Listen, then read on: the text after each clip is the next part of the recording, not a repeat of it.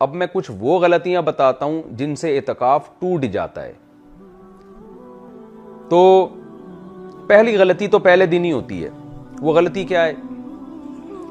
آپ مغرب کی نماز سے پہلے، غروب آفتاب سے پہلے آپ اعتکاف کی نیت سے مسجد میں آ کے بیٹھ گئے.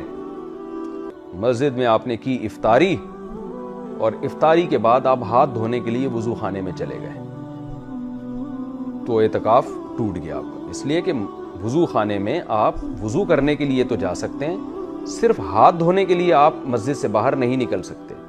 اس کے لیے تو آپ مسجد میں بھی دھو سکتے ہیں، ہاتھ ٹشو سے صاف کر سکتے ہیں.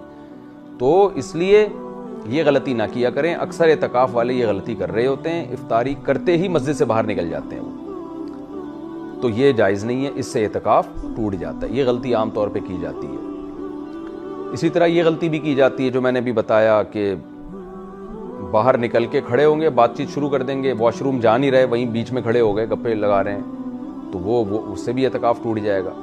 تو یہ بیسک غلطی ہے جو عام طور پہ لوگ کر رہے ہوتے ہیں. ہاتھ دھونے کے لیے، قلی کرنے کے لیے باہر جا رہے ہوتے ہیں، خالی سر دھونے کے لیے مسجد سے باہر نکل رہے ہوتے ہیں، وضو خانے میں جا کے بیٹھ جاتے ہیں، وضو شروع کرتے نہیں اور گپے مارنا شروع کر دیتے ہیں.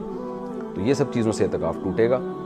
باقی اعتکاف میں آپ خوشبو لگا سکتے ہیں، اعتکاف میں آپ بات چیت بھی کر سکتے ہیں تہذیب کے دائرے میں رہ کے. جیسے آپ نے جب اعتکاف کیا ہے، نیت کر لی، تو اب یہ ضروری نہیں ہے کہ سارا دن عبادت میں مشغول رہیں. ہونا تو یہی چاہیے، اللہ کے گھر میں آ کے بیٹھے ہیں، عبادت کو زیادہ فوکس کریں، برائیوں سے بچیں، غیبتوں سے بچیں، موبائل کا استعمال کم سے کم کریں.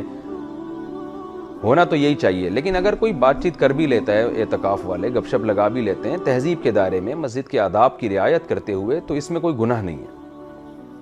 تو یہ جو کچھ مختصر تھا، میں نے جتنا بیان کر سکتا تھا میں نے بتا دیا. اور بھی اگر کسی نے اعتکاف کے بارے میں مسئلہ پوچھنا ہو تو رمضان ابھی آنے والا ہے، تو آپ پوچھ سکتے ہیں اس کے بارے میں.